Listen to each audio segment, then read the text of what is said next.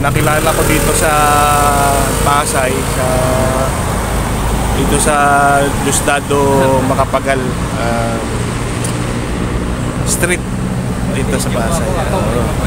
So sana lahat ng tao ganito yung madiskarte. Pinidyo din ako doon sa may Biwo. Pinidyo din ako. Kaya salamat na. Kasi tinirapi ko yan, may pagkakasi dito sa ganito. Nagsisikap siya. Nakuha yun. Nagtitinda rin siya ng mga chicheria, kape. Madiskarte. Siya na lang mag-isa, wala na yung kanyang asawa, anak. So, wala ko pa nga sana bumalik ako ng abot doon. Ay, galing ka na nagdasal doon. Eh, nawala na yung passport ko doon, no? Sa puti kabila, nakisama ako doon sa mga kumpare ko. Anong pangalan mo nga, bro? Trace. Talagang pangalan. Kaya mo, huwag kang susuko, parang kagaya ka lang din mo sa akin. Ano lang tayo, Talagang minsan nasasagsagan ako dahil sa sitwasyon ng kalagayan natin, di ba? Oo, makakaahon ka rin yan. Sana makatagpo pa ako ng kasama na mabait. Oo, walang problema, may tsura ka naman eh. Oo, yun nga lang, kaya wala naman tayong pera nito. Baka medyo naya naman ako magligaw-ligaw, kaya baka may sumpatan tayo na. Hindi, malay mo, makaka-recover ka rin. Malay mo, may isang tao na magbigay sa'yo ng blessing, di ba? Tayin-tayin ka lang. Nakilala ko siya rito kasi alam nyo naman mga ka-best friend ang pala kaibigan ba? Yung kaibigan kong vlogger doon sa may Biwo, wala na, hindi ko nakakita eh. Matagal ka na rito? Oo, matagal na dito. Tagal ako dito. 2 taon ako dito. Masarap tulungan sana si Brother Chris eh, kaso nga lang sa ngayon kasi ako hindi pa ako kumikita sa pagbablog eh. Sana pag na-monetize ako na sumahod ako, bigyan ko ng puhunan nito eh.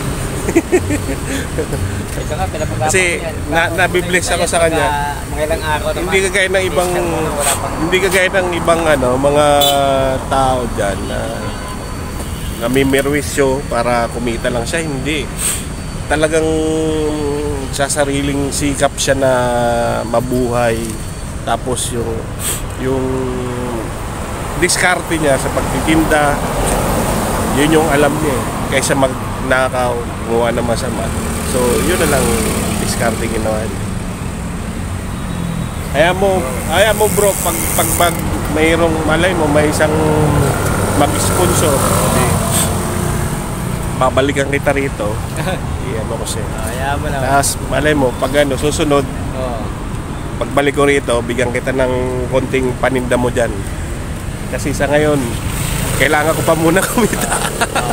Ayaw mo lang. Lagi naman tayo magkikita siguro rito.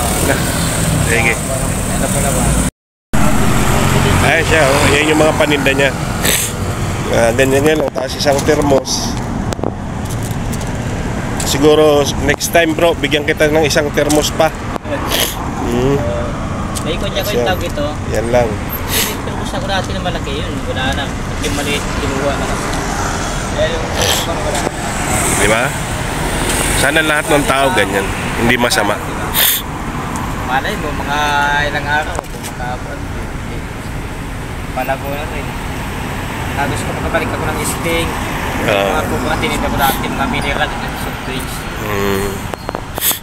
Kahit paano, na-ipler rin ako na lang. Dito nyo siya matatagpuan sa Rojas Boulevard sa may Jokno. Jokno no?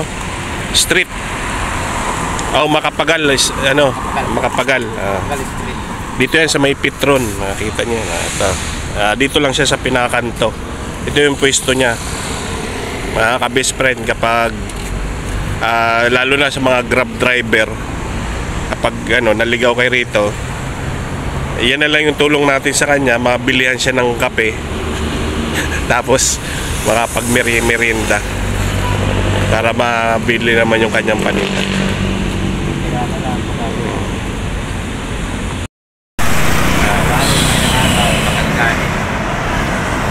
Ganda ng Boulevard, no? Sa video, no? Ganda ng Boulevard, di ba?